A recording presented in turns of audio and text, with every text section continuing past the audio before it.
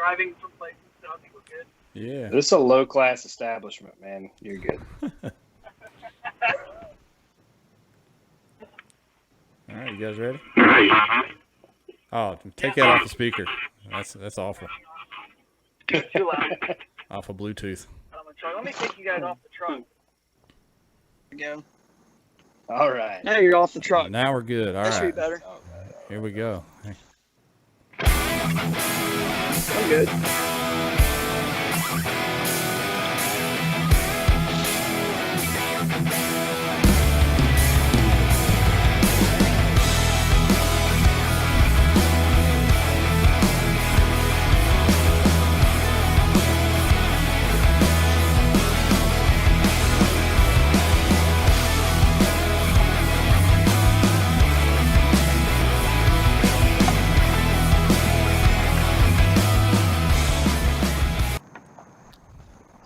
All right, so everybody, what's up? Welcome to KBN Live.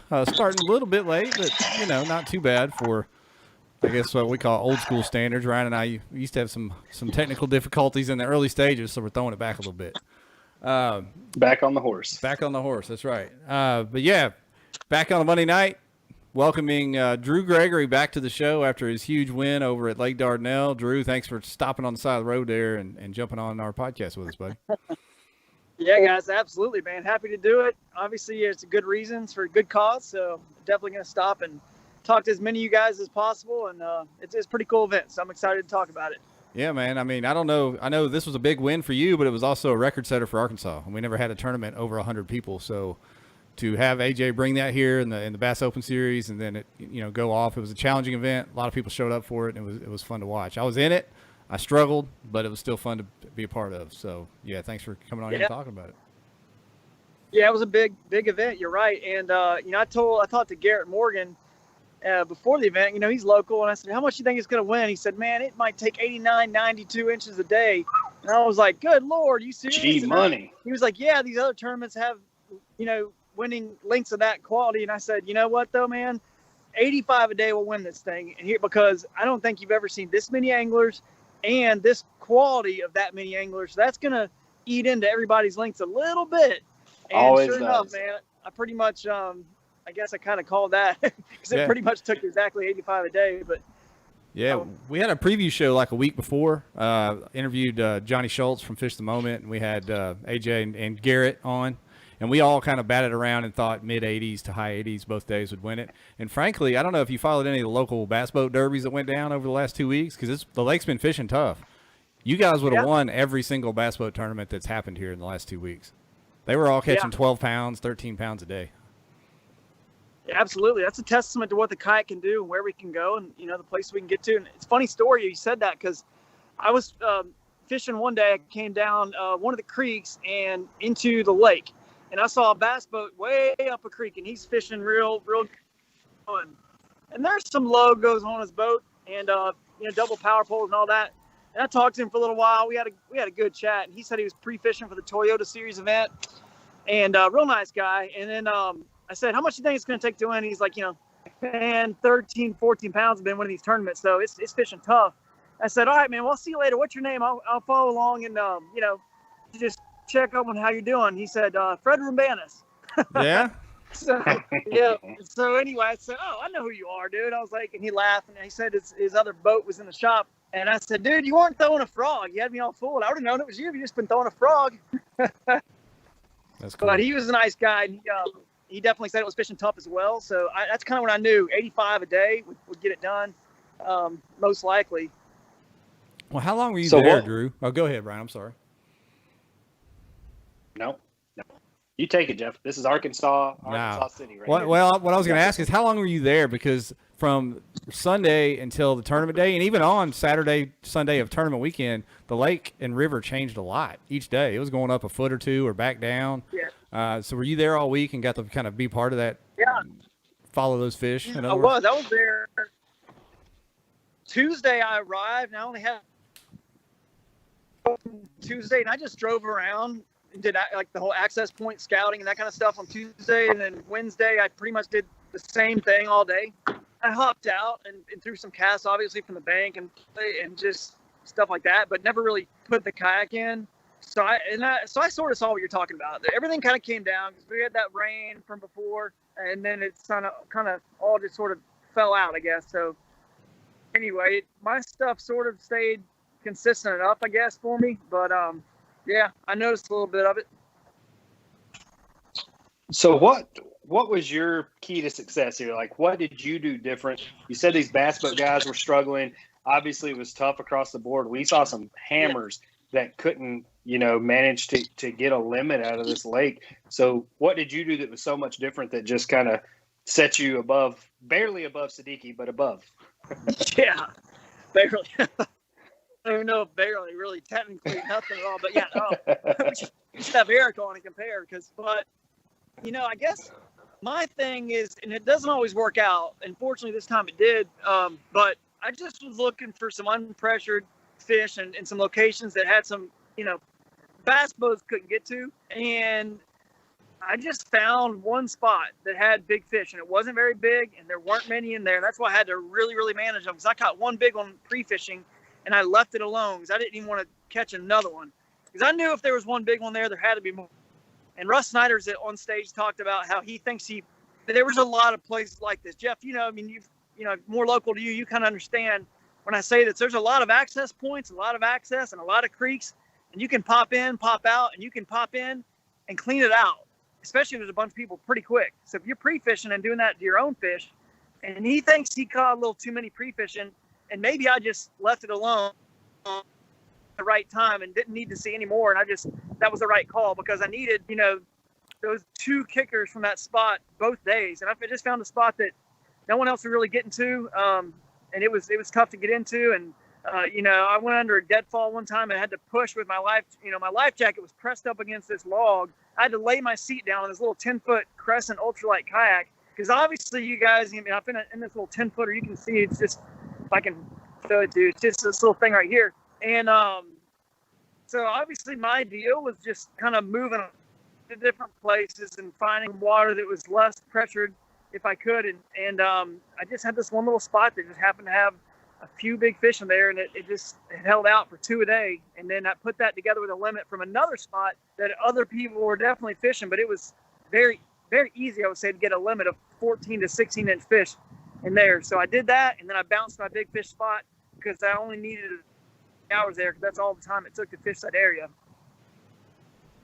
But nice strategy. Yeah, it worked out. And I guess I was going to say, I did a lot of pre-fishing and looking for places like that, and I put in on a ton of them. And I fought hard to get to so many of these cool wild places that I guess I'm sort of known for fishing. And unfortunately, it doesn't always work out. I mean, if it's wild and unpressured, it doesn't mean that giant fish are there. They still have to have the ecosystem, the environment, the bait fish, the food, and every other thing, everything, oxygen, everything, the cover, for it to be good. And I've found a lot of places that were not good, but at least it told me what wasn't good and helped sort of lead me to, the one spot that I did find that was good. I'm just fortunate I found one spot is all it took to kind of, seal the deal with having a couple kickers each day. Let me ask Would you you this. go as far to say as you are hooked on wild waters? I would go just that far. Not any further though, right now. All right. Further, just that far. Shameless plug. That's fine. Yeah. Let me ask you this, Drew. A lot of people were complaining about there being too many shad in the lake, like out in the river and in the mouths of the creeks. Back in these spots you found, were there shad pushed in there, or were they eating something else? Shad. There were shad in there. That's one reason I knew this spot was a little special. Not that every, arm of the creek, didn't have shad, but this spot had a fair amount, and the water clarity and everything was just right. The cover, the vegetation, and then I saw a bald eagle there. I didn't see any other bald eagles the entire trip except for this location, which is kind of a good sign, obviously. And then I also saw just a lot of life, man. Not that it matters for fishing, but it was just cool. I saw a coyote run right in the middle, right near me, right up to me on the bank. Didn't seem to care. It was crazy. I saw a gar, one of the biggest gar I've ever seen. And this wasn't a spot that was stagnant water that was just lifeless. You'll see gar in sometimes and they'll be surfacing. This had, it's nice, clean water. So the gar was in there, and it was the biggest gar I'd ever seen in my life. And I fished a lot of big lakes and big rivers. I've never seen a gar this big in my life. It was nearly as long as this kayak, and it was so wide. And I said, man, there's a food source here, and a massive one. These fish they all have to eat the same stuff. So that put me in lots of different clues. And then of course, once I caught that one big fish and pre-fish in the 20 1/4, then I just said, let's pray to God there's more of them here come tournament day. You know, I'm just gonna... Did you see anybody else in there? Were you having to share that particular water with anybody else, or was it pretty tough to get to? Yeah, there was no one else in there. Nobody else was in there. Just me. I was just fortunate, like I said, to find a spot that no one else really, because here's the thing, man, I pre-fished. I fished it for a while pre-fishing, and all I caught was 10, 11, and 12-inch spotted bass or little largemouth, but nothing except for that one gigantic. Anybody else that pre-fished it, they just thought this is dink fest, and they left. But I was throwing, I got fortunate, man, that I was throwing buzz baits, whopper ploppers, just calling up big fish, and then pre-fishing I caught it on a buzz bait. And I honestly just was very fortunate because other people probably pre-fished it and they just never really knew quite what was there because there was very few of these big fish there. I'm telling you, there's few and far between, and you probably left it. Most people were probably left. So I think that's what happened. I talked to a lot of people that had that. I say a lot, a handful of people that had big fish spots like that, where they were saving them for later in the day or the second day of the tournament, or they had one. I talked to Jim Clark. He had a big fish area that he just knew was going to reload, and he caught a big one in there on day one. Yeah, but it never reloaded. So a lot of folks seem like they had to do that. They had to catch their limit and then move into those big fish areas. Yeah, I mean, it seemed like it was the strategy, and this lake's such a good lake for it. That's why it is really a good kayak fishing lake, because you can move different places, you know what I mean, and do it quickly. I could have moved a third time if I really wanted to, but you also have to factor in your loading up, your unloading, your travel time. I just didn't feel like it was worth it to go to three places, you know. So, but it's definitely a strategy. You gotta find a place that can get you limit, and you gotta find a place for big fish. And if you can be really lucky, you can find a place that's got it all. But I wasn't able to find that. I'm not sure how Siddiqui did it, but I had to move to make it happen. Crank up the outboard, as I say. Crank up the outboard. Yeah. There's no telling how Siddiqui did it. Yeah, no telling. Hey, you know what, Drew? People I guess you really don't think about that, but, you know, Dardanelle runs right along I-40, so you can hop on the interstate and run from one lock to the other at 80 miles an hour, which is kind of unique for a, kayak fishing lake. Yeah. Yeah, no, it is, man. I'm turning this hat backwards. So I was noticing that shade there. No, you're good. And that's actually cool point, because I-40's right there, and I was on it. I had about 25 minutes or so, I think, 25, 30 minutes for my ride. So, it wasn't that bad at all. And because I have such a small little, 10-foot Crescent Ultralight that's 49 pounds, I mean, I had that thing on the truck. I mean, I was like a pit crew out there, man. It was serious. It was like, boom, boom, strap it down fast. And I was on the road. I probably, did it all and unloaded and was back in the water, 35, maybe 40 minutes at the most. And I was eating. It was a cool thing. My plan, I get out around 11. One day, the second day, I got out an hour sooner because I wanted to have one more hour at the big fish area to make sure I had a good chance to get a couple. And I would eat my lunch, if you will, on the way there. I didn't eat, I ate breakfast, and I didn't eat anything until the drive. So it was kind of nice because you get something accomplished on the way as well. You rehydrate and you eat, and then boom, you're back in. And then you feel good, So do you have? I heard this, and I don't know if it's true or not. Do you have a winch in the back of your truck?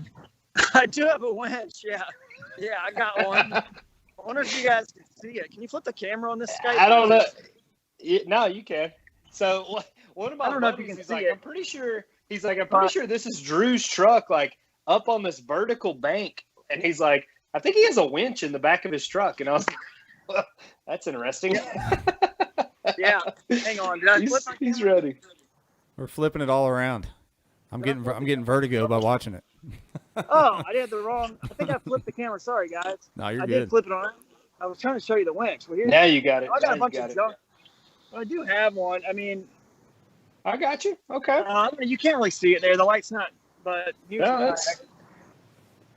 But so what kind of kayaks you got there? I saw that one has a bow mounted trolling motor, huh? It does. This is a Crescent light tackle. This green one. It's 12 and a half foot. I got the motor guide on it. And then this is the ultralight that I use. It's just a smaller, the lighting's better this way. It's just a smaller, boat. It's like 10 foot, 49 pounds. It's good for doing what I did. Let me actually grab this. Hang on. Bear with me, guys. I got something here. I can't prepare. How do you have all this energy after that 2-day grinder?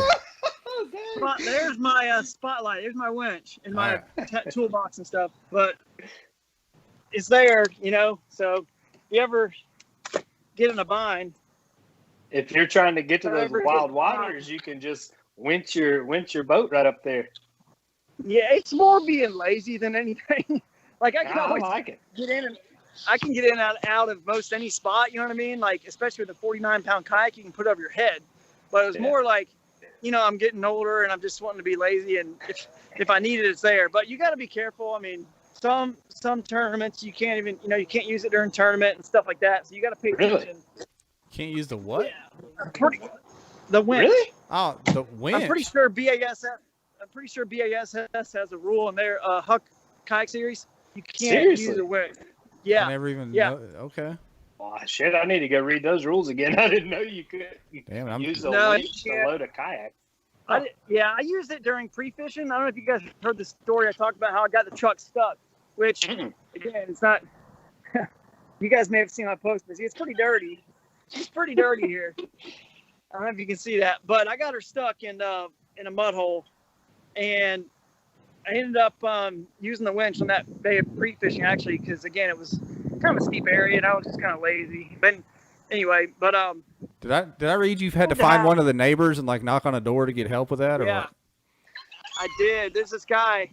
His name was Aaron. He had a Jeep roof on the front of it, and I thought if there's anybody that's going to help me, this guy is going to be like excited about it. And Jeep guys love that stuff. He loved it. It was the most pretty, beautiful looking Jeep you've ever seen, but it had the winch and it had some rigid lights on it. I said, this guy, this guy's been in every mall parking lot in Arkansas, but I bet he'd love to help me. No doubt. He did. So anyway, he said he was asleep. He works like third shift, and he was trying to sleep, but he heard the door knock, and he woke up, and I was like, I'm sorry, man. But then he heard what had happened to me, and he said, heck yeah, let's go, man. I said, I'm gonna help you get your money's worth out of this Rubicon. And he said, let's do it. So we went over there and walked back over. I mean, I knocked on many doors and tried waving down many. I even waved down a sheriff, and she said, I don't know anybody around here's got a winch who can help you out. Sorry. Arkansas. She drove away. She didn't care. She was like, she wouldn't. But I had a wrecking service on their way. I got free roadside assistance anyway, so they were an hour out. But this guy tried to help me, and then his Jeep. So what happened is it was a steep hill. It rained on a day we weren't expecting any rain. Remember that? I think it was Thursday, and I was on my way back out of this area, this muddy dirt road, and you have to go through a mud puddle and up a hill. Well, that hill was dry on the way in, and now I'm going up on the way out. And I went through the mud puddle and up the hill, and she was slipping. It doesn't matter how big tires you have. Once mud gets in those grooves, you're done. And that's what happened. And he came there, and he had to go down the hill, and he was going to try to skirt around my vehicle, and he could not. He started sliding down the hill towards my Tacoma, and he barely stopped before he hit it. And he was stuck. And he couldn't get out. And we had to walk back to his house and get his ATV, because on his ATV had a winch, and then we had to winch my truck out so he could get his truck down. His truck went down and got stuck in the same mud hole. And then we had to take the winch. Yeah, then we had to take his ATV winch to get him out of that mud hole. And then we both had to get a lot more speed and momentum and take a different line and go fast up the hill to get out. It was crazy, man, but it wasted about 2 hours of my day. Was it worth $6,000? Actually was. That was the spot that ended up working out for me. So was that the big fish spot? Was that the big fish spot? It ended up being, yeah. Oh, okay. Wow. You earned it. You earned it. Right. You earned That's this a hell of a W. story then. It is. Hey, and I got big bass too. So I think it pushed me up to about 7,000 on this one. So I'm stoked, man. Woo. I've never won one of these, man. So I'm really excited to I've won one. I've been second a lot and in a lot of events and up there close, but never won one. So I was joking on stage. I was just happy that some Russ and Jody. Yeah, well, that's a miracle in itself. It's hard to get in front of either of those two any day of the week. That's true. That's true. Especially when they start out with a lead. It's hard to sneak up on them. Jody and I fished a lot of the same water. I ran into him on day one. I would tell you that I heard his chances, but I didn't. All I did was get the 10 inchers out of the way so that he could catch the good fish. so Jeff sent us a picture. He's like, man, y'all aren't going to believe this. Jody Queen's in my spot. And then we just watched Jody wax his ass all day. That's right. That's right. All day. So, you know what I did day two? I went to a different area and got a limit and then came back and tried to catch a bigger one later on in the day. So I wouldn't be bothering anybody in the morning. And it worked out. I got my limit on day two. But you made a little comeback on day two. Yeah, I was going to say, you made a move on day two. I went ahead and got my – you know what? And I'll ask you about this, Drew, because the difference in great anglers like Drew, Russ, Jody, Cody, people we see at the top of the leaderboards all the time, is they're making adjustments. So when I saw Jody, and it kind of gave me a chuckle, I was coming out of this creek. We ran into each other, visited for a little bit. I actually saw him catch a fish, took a picture of it for him. And anyway, at that point, he wasn't having a very good day yet, right? And he's like, well, this is going to be a struggle for me, you know. And he turned around and went back out, and I stayed in the back of this creek for the rest of the day almost. Next thing I know, I look at the leaderboard, and he's got 87 inches or whatever he had on day one, and I'm in the back of this creek thinking I've got this to myself. Well, yeah, I had it to myself because I didn't make the adjustments. So what tipped you off to make those kind of adjustments during the day, Drew?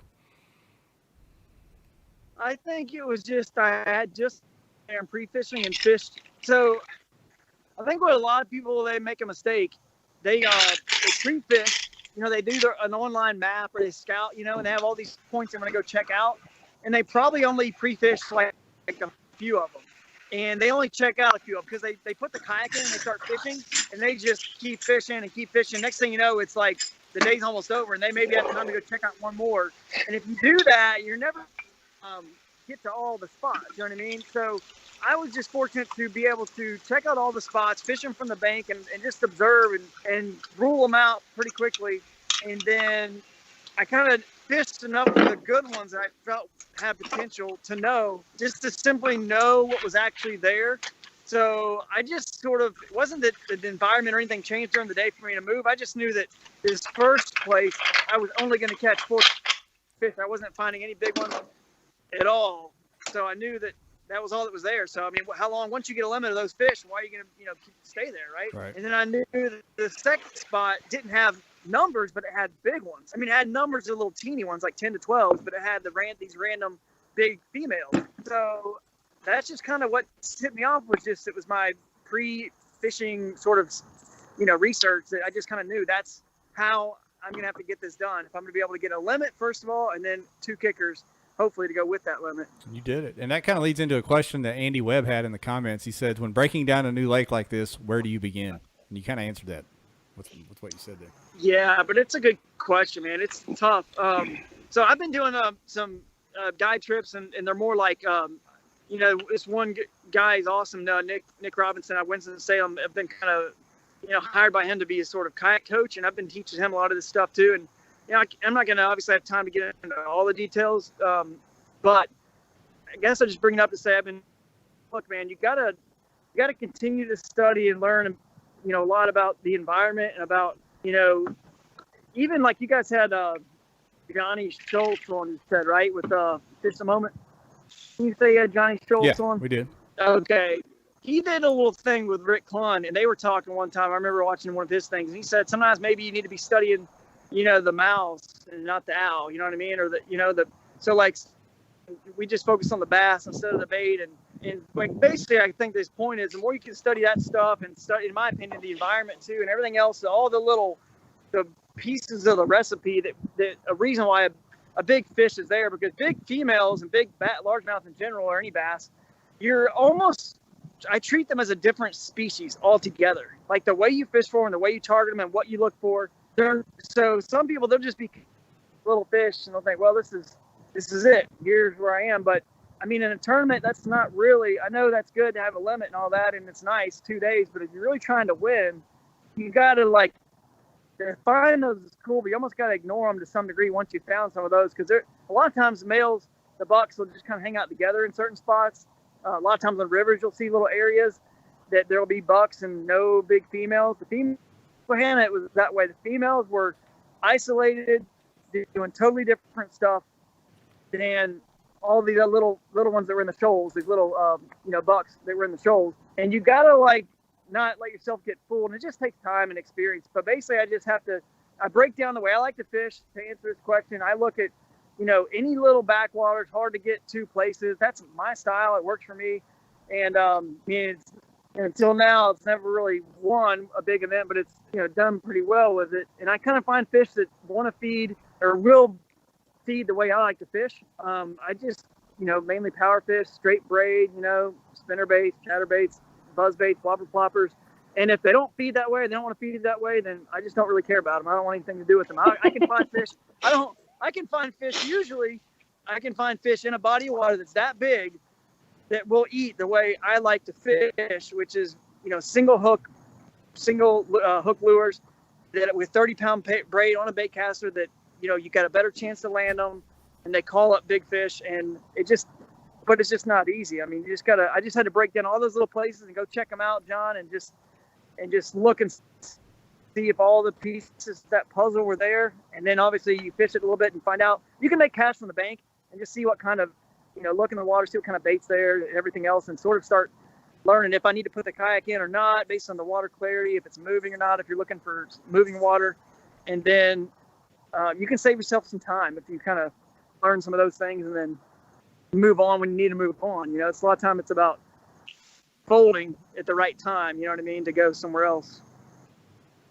Great answer. Yeah, that was rambling. I don't know if it was that great, but yeah. It answered his question thoroughly, so that's great. All right, thanks, man. What do you think about this, Drew? Dardanelle doesn't get the doesn't draw the eyes like Gunnersville or Lake Fork or anything like that. But what do you think of it as a kayak tournament lake? I mean, I thought it was great. I mean, because there was so much access. A lot of places have limited access. Even I was talking with Russ Snyder, and he was just saying, hey, the Delta was really cool, but it's actually tough for a kayak fishing tournament because there's very, very few access points. And there's a lot of lakes you could say the same thing about. Like, man, we're just stuck to these, 6 to 10 access points, and everybody's loaded up there. And you got 100 and something people in the tournament, so you can only get so far away from even if everyone was evenly distributed at these, 10 spots or 6 spots, that's a lot of kayaks. It can only go so far. But Dardanelle was the complete opposite because we had this many people, and I know there's a lot of people in certain areas. For example, I ignored the Illinois Bayou. I never even, and this kind of goes back to this question, but I never even looked at it, only because. And I saw so many bass tournaments and all the scouting, YouTube, wherever you want to look, Bassmaster Elite Series, everybody's in the Illinois Bayou. And that's cool. But they also couldn't get to other places that we could. And you know what I mean? And I knew that most people, if they did a simple research, they were going to be there. And people did good in Illinois Bayou. They did really good there. But I saw how many other access points there were to get us into places that bass boats could not get. So if I was in a bass boat tournament, I might have been in the Illinois Bayou because it was an awesome area for, what they can get to. And there's so much contour and so much good, clean water and structure there, and grass and everything else. It's everything you would want, right? The old strip pits, there's lots of cool stuff there. But we have an advantage they don't have. So that's why Dardanelle is so great to me, is because we really could put in so many places. And even Cody Milton was telling me before the tournament, he said, man, there's so much state land all around this entire lake. You can almost put in, anywhere, and you can get to anything. And a lot of that stuff the boats can't get to. So I thought if I could find that honey hole that the boats couldn't get to, that also had all the rest of the formula, I could maybe find some big fish and pull it off. And obviously, fortunately, I did. So would you say Cody Milton's advice is what got you stuck? Yes. All Cody's fault. Serious question. So Luke Turner says, will the rules for the Coosa event hurt your fishing style? You can't go past the first shoals. Nah, I mean, it's not going to hurt my style. I'm not worried about it. I can still fish that style, in other areas of the lake, so, and there's a couple lakes there in the river, so I can find, usually I can find fish that'll, sorry, almost dropped my phone, that'll feed that way. But it's not going to be easy. And the thing is, I would have, if we could go up past the first shoal, I would check those areas out for sure. But it still doesn't mean that I would have ended up fishing there. You know what I mean? That's not what I think people have a misconception. I do that every single time, and, the national championship, I got second in the lake, but I had definitely found an area of the lake that still had some current, to it. But I'll definitely still be able to find some fish that I think will be feeding aggressively on the kind of stuff that I want to throw. But I don't prefer that the rules are like that. I'd prefer that we obviously have a little bit more moving and water in play, just because it spreads people out more. It gets us off the bass anglers. Every one of these lakes have big tournaments every weekend. And honestly, and even Fred Rumbanis, when I talked to him, he was like, man, yeah, I wish you guys had more of that water, because kayakers are everywhere on this place. And I just feel like it gets us spread out a little bit more from their world and their territory. And that's the reason we all have these kayaks, is to get into these remote places. Otherwise, we'd just be in a boat, if that's all we're limited to is the lake. But whatever the rules are every tournament, I just kind of have to deal with it and look at it and try to figure it out based on those parameters. But I do wish we had more of that stuff in bounds. Honestly, just because I think there should be a little bit more of it, but it's all good. Are you fishing the national championship on Guntersville?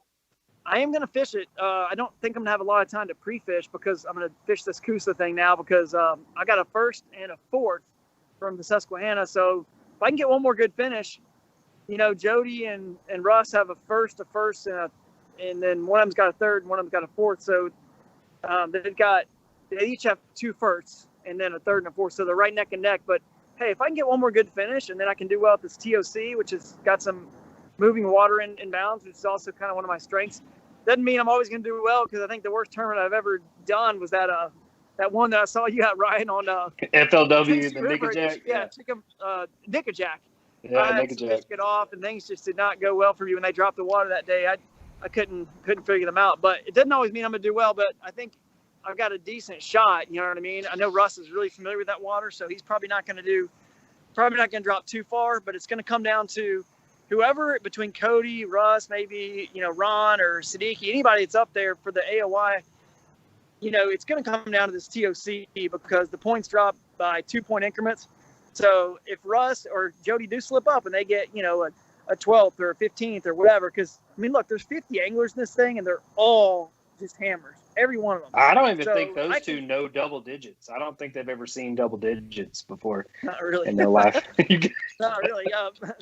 So, but anyway, it could happen, and if they slip up at all and they get a 10th, and somebody that's right behind them gets wins it, then they could leave for AOI. So I'm gonna give it a shot and see what happens at Coosa, and then I'll have a couple days to pre-fish for the national championship, which is definitely not enough.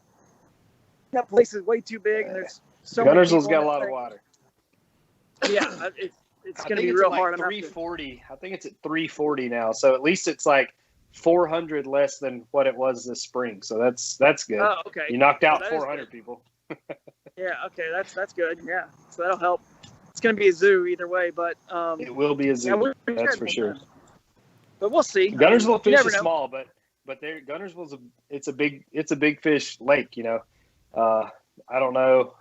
There's not a whole lot of moving water on Guntersville, but you can definitely find those fish that just want to eat the moving bait. So that's for sure. Yeah. Any time of the year. Oh yeah. Yeah, you know about that place well. That's for sure. A little bit. I used to go there.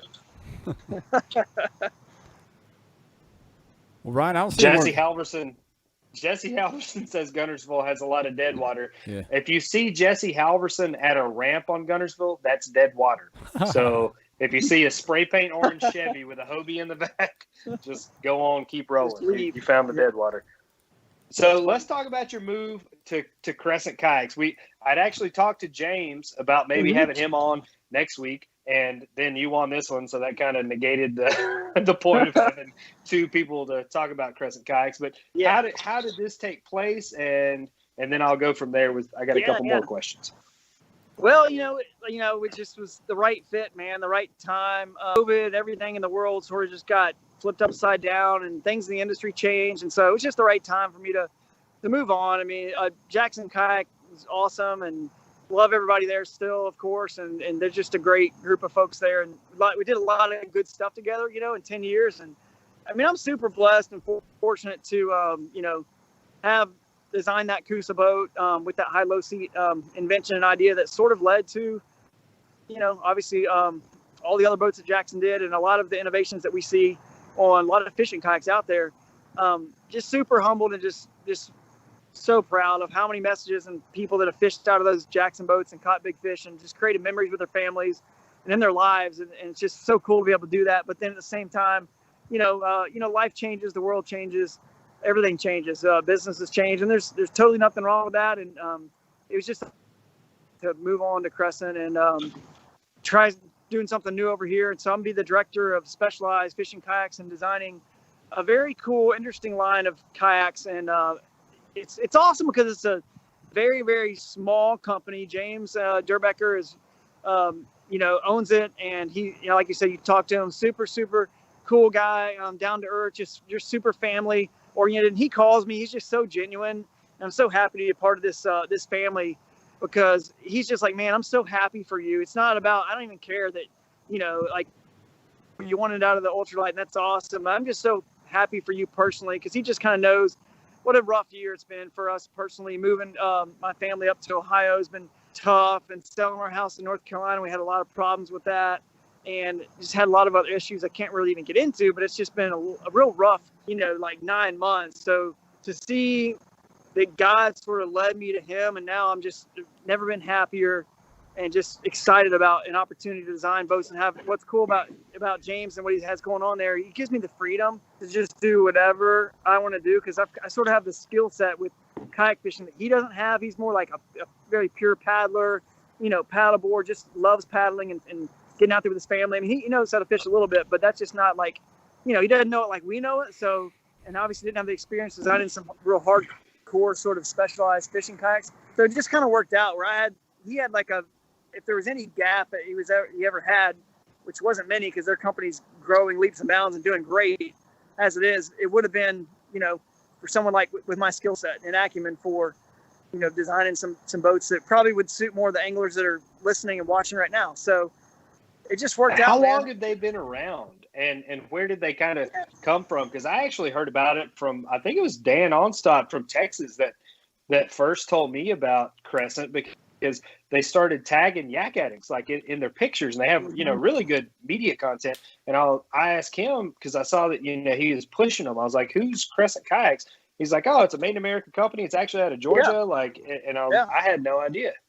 I want to say they've been around since around little early 2000s. And James has been building this thing. If you go on their website, I'm pretty sure. If everyone will check out their website, just crescentkayaks.com, you'll see they actually have a nice little line of kayaks and some more, even before my first boat comes out, some very, very cool stuff that you guys are going to love. And they actually also make the solo skiff, which is real popular especially for saltwater anglers, but it's an awesome bass boat. I mean, legal in these tournaments, it's like a 14-foot, real fast, pointy bow.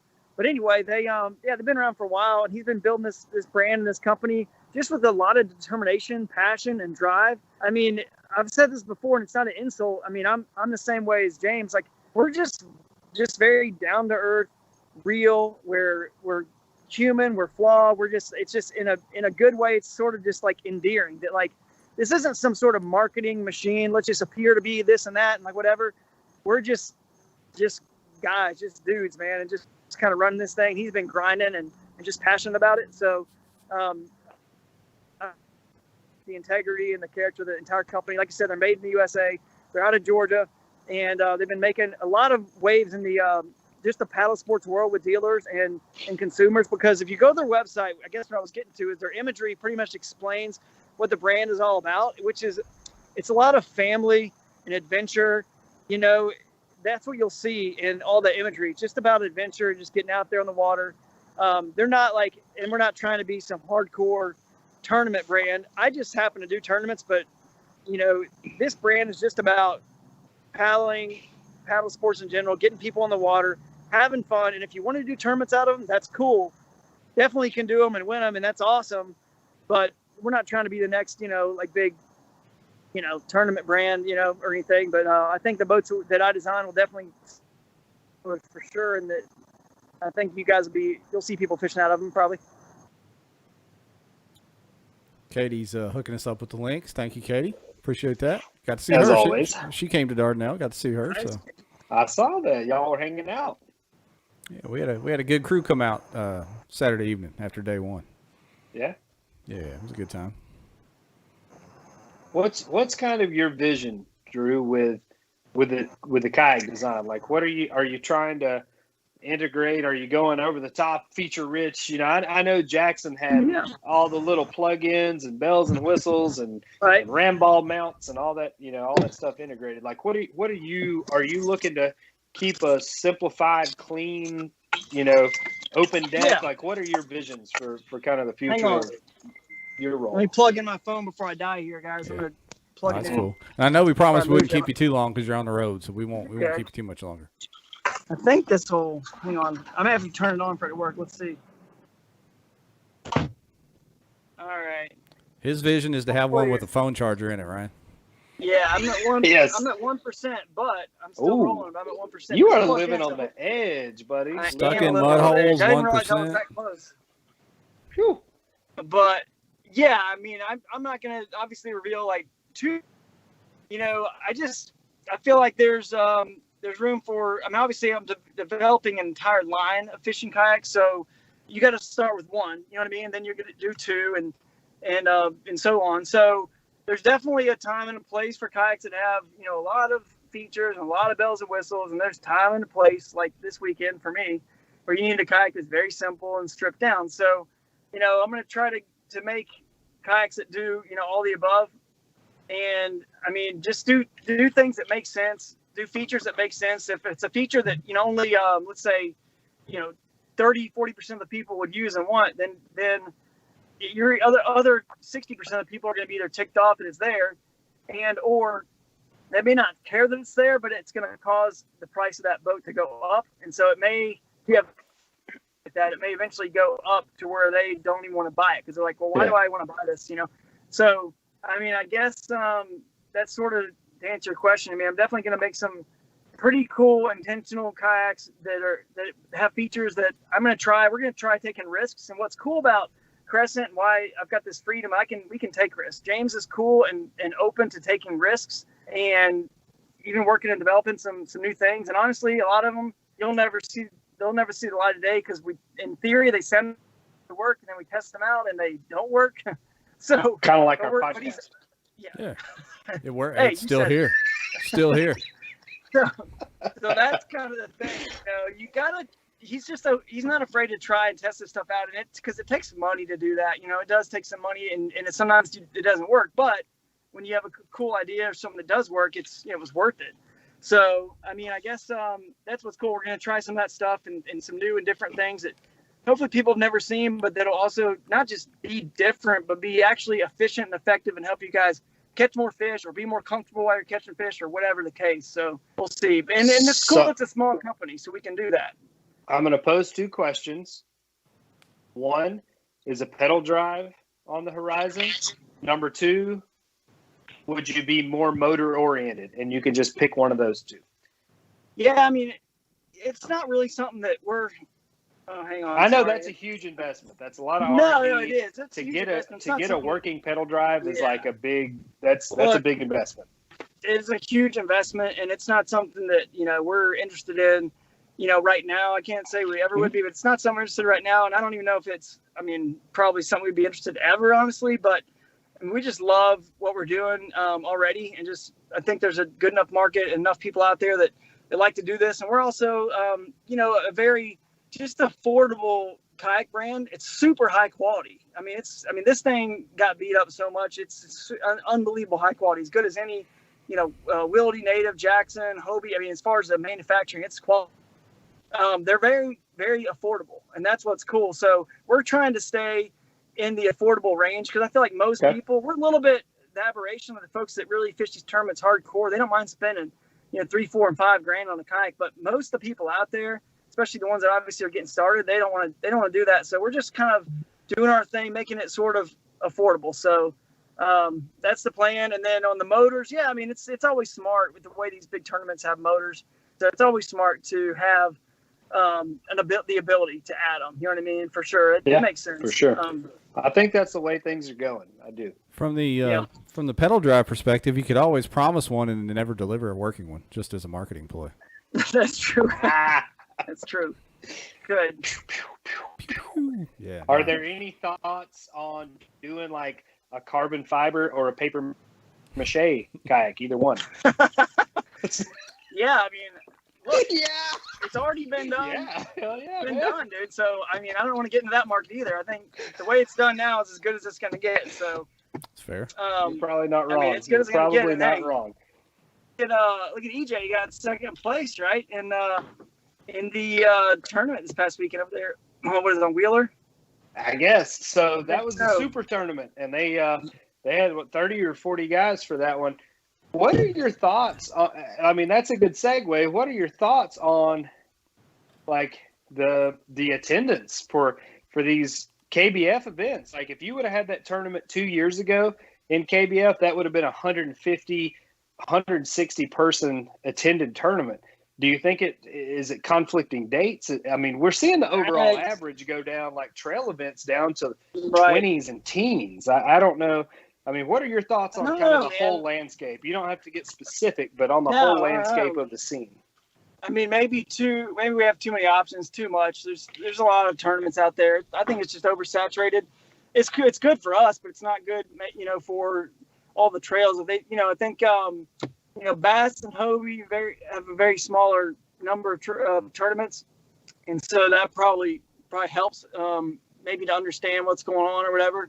And maybe I know COVID's maybe has something to do with it. I don't know exactly, but to me, I just focus on the tournaments that have the biggest entry fees and best anglers are there, and that's kind of all I have time to focus on. Because most people are kind of like me. I mean, even though I do this for a living in terms of I work in this industry, I'm not full time just fishing tournaments. I got a family, a wife, a little boy. I can only go off and probably fish 8 to 10, maybe 11, 12 of these a year. If that's like pushing it. Because you're committing to 7 days probably for each one. If you count the time you're packing up, unpacking at home, you're not really family too much when you're doing that. So it's maybe 7, 8 days sometimes on these trips. So that's that's more than a week a month you're gone. So I think just, maybe that's it. Just, I don't know what's going on with that, but who knows, man. I know a lot of things changed in the middle of the year, so maybe it was confusing to people what all the changes and stuff happened with COVID, and everyone had to zig and zag, and they had the most tournaments and the most stuff going on. So maybe that sort of kind of, had an impact on I guess what people were looking at doing. I'm not sure. Yeah, I think. By the way, I just realized I got to go pretty soon. I got another thing happening right here, whatever it is, 9:00 Eastern. Okay. Yeah, I know we told you we wouldn't keep you too long, so we'll let you get out of here, man. We appreciate you taking the time, but you're good. It's been fun. Yeah. Anything else for him, Ryan? Good stopping by. We can keep bullshitting around, Jeff. I got plenty of time, man. All right, cool, guys. Drew, thank you, man. Thanks for coming to Arkansas. Congrats on the big W. Hey, I really appreciate it, man. It means a lot. Thanks, Jeff. I'll see you on the Coosa. Man. All right, we'll see you there. Catch you later. All right, see you. All right, bye. All right. So what else you got, Ryan? Are you ready to wrap this thing up? Man, hell, I don't care. What else you got going on, Jeff? When's your next tournament? Hell, I'm done. I think I've got our state championship coming up, and then that's about it. I'm not gonna be able to make. Where's y'all state championship at? Beaver Lake. It's up here this year. Beaver's a good one, huh? Yeah. It's not bad. Well, it's not bad. It's tough. Tell me the truth. Is it good or not? Really Is that what you good? want to know? No, it's not really. Well, you sold me hard on Dardanelle, and I was like, man, I'm missing out on this one. It was a good one. Hey, you know what? Dardanelle proved out right because it was tough, and it needs to happen for these kind of tournaments. You know what I mean? Okay. Yeah, you know what I mean? It doesn't need to be just a slugfest every time, and they had to earn it, and those guys did. With the highest attendance in kayak tournaments, was that the most teeth that have ever been in the state of Arkansas at one time? Easy. No, I've been to Alabama and Tennessee, man. I know what you're talking about. I've been to the southeast. Scary. But no, we had a great time in Arkansas, man. Beaver does suck. Dwayne chimed in. Called your ass out. I didn't say it was good. I said it's all right. It's tough. The White River Lakes. If I'm gonna pick a White River Lake, I'll pick Bull Shoals. It's the third in the chain. That's a great lake. But Beaver, no, it's tough. 75 inches is winning tournaments on Beaver Lake. Of everything, and I know you fished Fork a couple times. Is Fork the best lake that you've fished in your life? Would you say the best? Because I keep getting these reviews from. Well, I keep getting these reviews from you on these lakes are good, and then I see them and I get confused. Fork holds a special place in my heart because it's the first place I ever went to a big national tournament.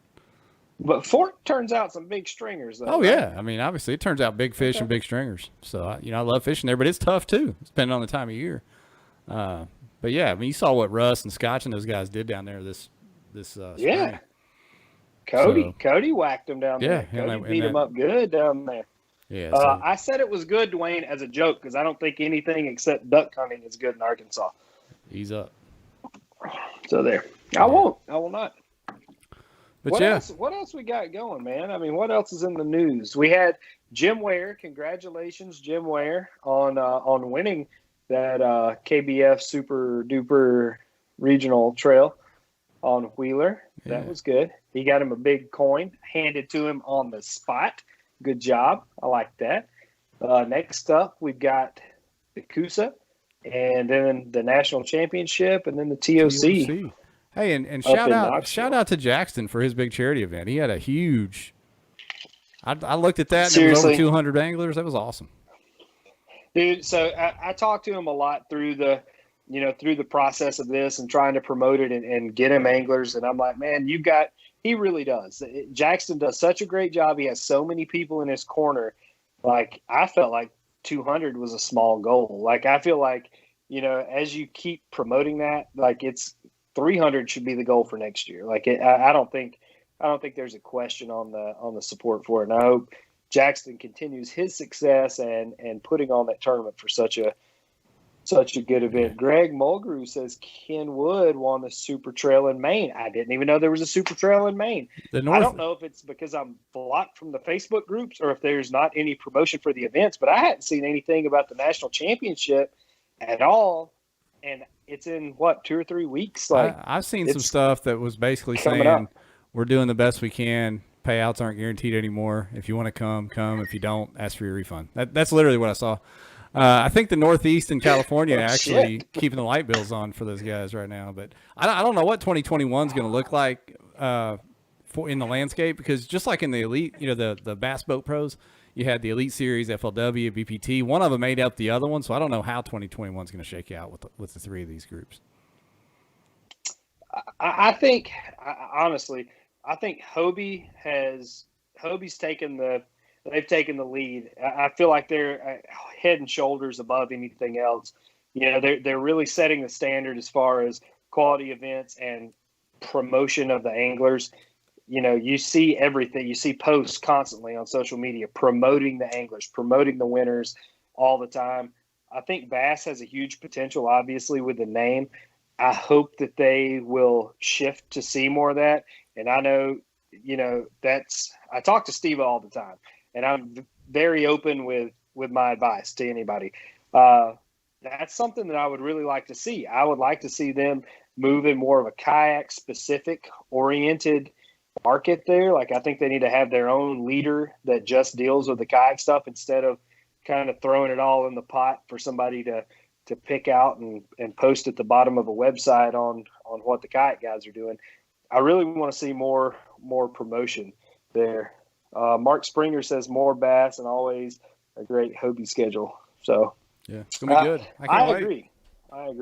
Can't wait. 2021 is gonna be good. 2020's been a wash for me, but anyway, I want to qualify for the Classic. I've got Chickamauga, and I've got our state championship left to qualify for the Classic at unnamed lake in Texas. But that's kind of the last thing that's on my list. I started off my year at Logan Martin and made it in that first shot, so I'm in there. So you got to get over here, get to Texas with us. Yeah, well, I got washed out pretty heavy Yeah, at that one. that was bad. You survived it, thank goodness. I hadn't hit the road.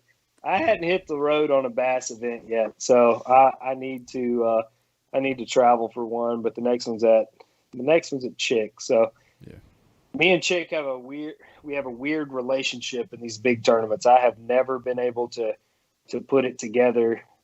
Some of it's due to my cup runneth over on Chickamauga, but I really need to lock this one in and see if I can't qualify for something. You're gonna make it happen because Duke Tran's promising a big throwdown for us over there in Texas for the Classic. So Western Sun sponsored throwdown. That's right. Who's your not too early pick to win the national championship, Jeff? I don't even know who's in it. I mean, a lot of people bailed Jay out. Whalen's in it. Well, I'll take Jay then. Jay Whalen's in it. I'll take Jay. I know Ron's in it. I heard Dwayne Wally is in it. Yeah. Actually, what I'll take is somebody from the north. It's always some Mike Elsie's in it. Now, somebody we don't even know that's going to come down and win the thing. Somebody we don't even. Okay. Well, if I don't know him, then I don't know him. You kind of. That's how it's always been. That's how it always has been. You know what I mean? Seems. I don't know, man. I think Guntersville. You're probably going. You think Kurt Smits might double up? I know he's fishing it. Yeah, he might. I don't know. That's such a big event, man. There's just no telling who stumbles on the right deal with 300-400 people. You know. I'm taking bids. I'm gonna sell somebody a real good spot for the national championship. So if you need my PayPal, DM me. We'll work something out. But I'll put you on a couple. Yeah, I'm more interested in seeing how the TOC goes, even though I'm not going to be in it again for the second year. So on so the way that water sets up, so you got a couple really good rivers stretches that run into a couple really mediocre lake stretches. So the trick is you're river fishing. So if you roll your dice on the river and there's a dozen people putting in at your launch, guess what? You're splitting fish all day long. So that's kind of a real tricky. Yeah, well, it's going to be a bet to place there. It's going to be a good tournament. I mean, to watch. Russ has obviously got experience. I don't know who else is. I don't think so. Barry Davis did well in the event up there for the KBF that they had. He did well. I think he won day 2 up there. But those are some guys with some experience. Jordan Marshall, if he can worm his way in, Jordan's a hammer up there. Eric Thomason, another hammer up there. I mean, they've got some big sticks locally that will be formidable to beat on their home waters. So I don't know. We'll see if they can get qualified. I don't think either of those two have qualified yet, as a matter of fact. Well, it'll be fun to watch how the fall shakes out. And I'm interested. I'm sure that Hobie and Bass should drop their 2021 schedules before long. They don't wait until January usually. It's usually October, November. Yeah, I'd say Hobie will probably drop theirs around TOC time. Yeah, so I'll be anxious to see how that goes too. I've been lobbying for another one in Arkansas or close by. We'll see. Fingers and toes crossed. Come on, man. No, we're good. We're good, brother. All right. Well, I appreciate it. Just a reminder to everybody, show etiquette on the water for your fellow anglers. Don't be trying to cut in on people. Don't be trying to invite friends and family in for day 2 of fishing and try to blow out somebody else's spot. Just have some respect, some common sense. And if nothing else, at least have a conversation with somebody if you are sliding in on them. That always helps clear the air so you can get how their feeling is on it anyway. Amen. And that's all I got to say in closing. Yes, sir. All right, man. Let's wrap it up. We'll try to do this thing again next week, huh? Sounds good. All right, man. Have a good one, Ryan, and thank you all for watching. We're gone. Yeah.